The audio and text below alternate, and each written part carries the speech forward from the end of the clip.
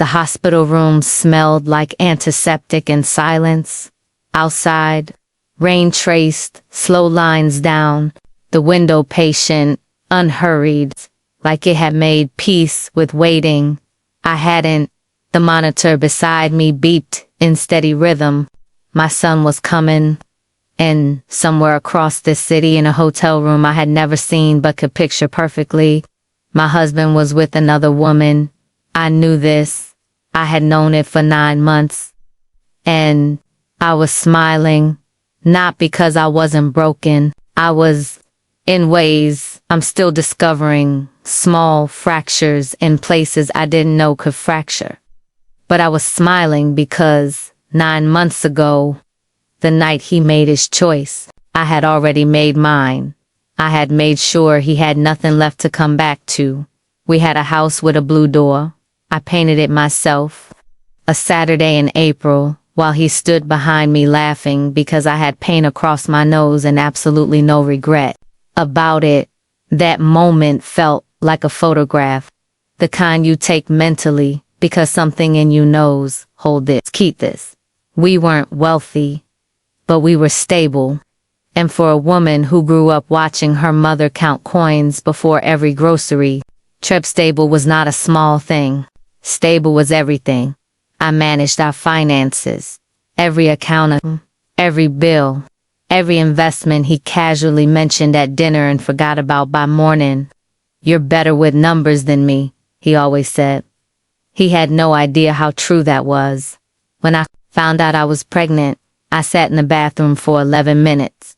Not from fear, not from shock, from something I can only describe as completeness, like a sentence that had been missing its last word, finally finding it.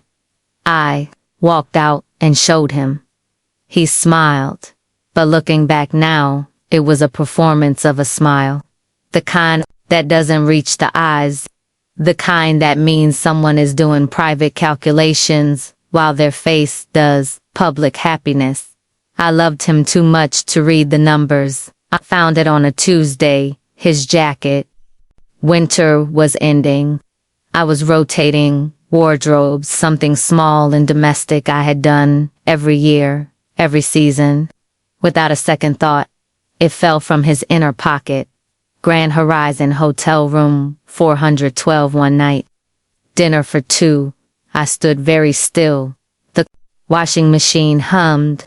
The refrigerator kept its quiet vigil.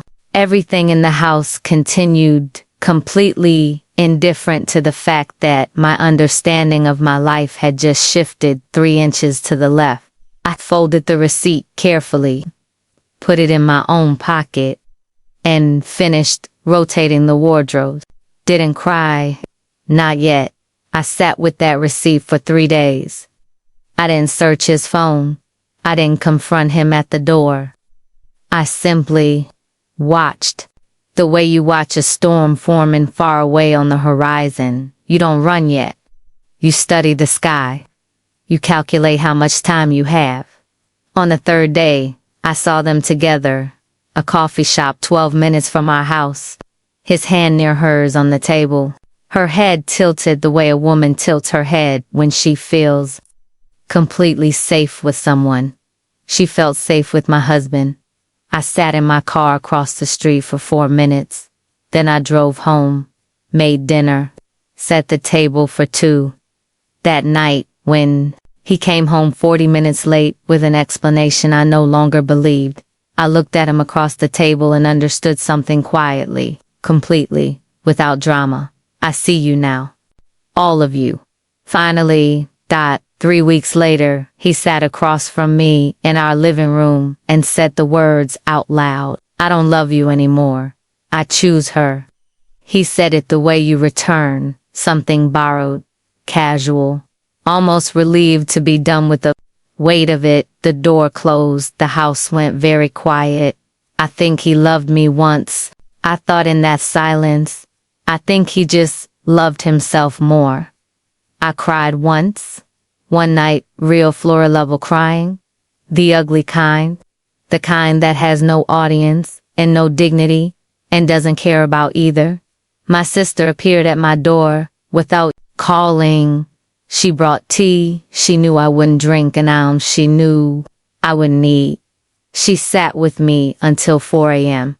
She didn't say, "You'll be okay." She didn't say, "He doesn't deserve you." She just sat in the particular silence of someone who loves you enough to not fill the air with useless words. In the morning, when pale light came through the curtains, she looked at me and said, "Don't get angry. Get everything." 4 words.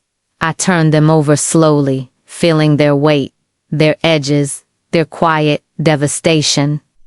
That afternoon, I stopped being his wife. I became his consequence. 3 days after he left, I made one phone call. Not to a friend, not to a divorce lawyer, to a financial attorney. Her name was Claire.com voice. Sharp eyes. She listened to everything without interrupting once. When I finished, she asked only one question. "You manage the finances?" "Everything," I said. Pause. The kind that means someone is realizing something significant. "Then let's talk," she said. What I discovered in the weeks that followed. My husband, the man who always claimed he wasn't good with numbers, had been very busy with numbers.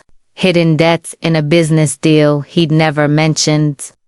Investments registered in my name without my knowledge. Joint accounts, his signature, my signature.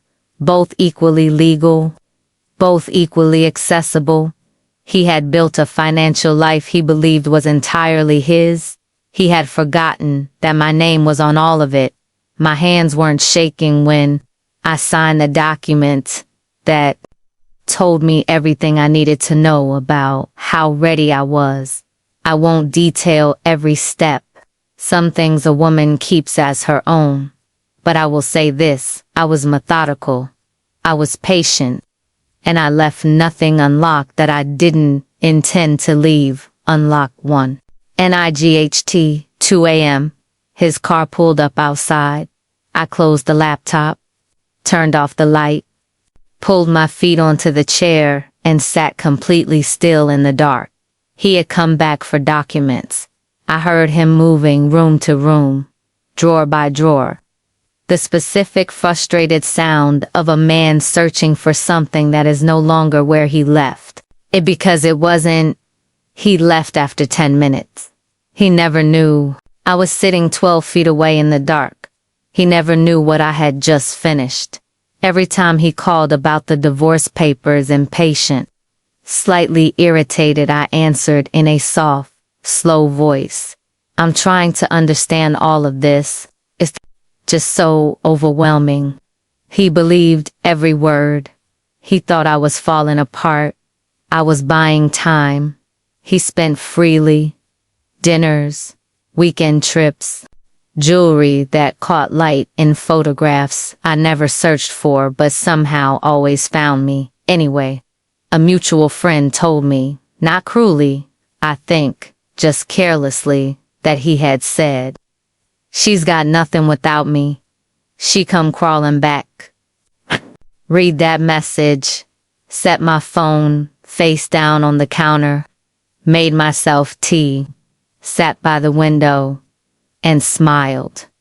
Meanwhile, she was asking for more, an apartment in her name, a future, something real.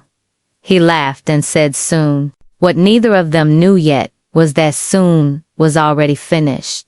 His business partner had begun calling, numbers that didn't add up, contracts that weren't clearing, accounts that felt slower than they should. He wasn't worried yet. He should have been. Contractions began at 6 p.m. on a Thursday. My sister drove. She held my hand in the elevator. She stood beside me when doctors spoke and translated everything into calm when I needed calm and urgency when I needed urgency. He was not there. At 11:47 p.m., my son was born. He cried immediately, loud and clear and furious, the way people arrive when they know where they're going. The nurse placed him in my arms. I looked at his face, this entirely new face. This person who had never existed before this exact second, and felt something enormous and quiet move through me like water. 9 months. That's how long it takes to grow a life. Turns out, it's also exactly how long it takes to dismantle one. My phone lit up on the side table. His name. I looked at it for 3 full seconds.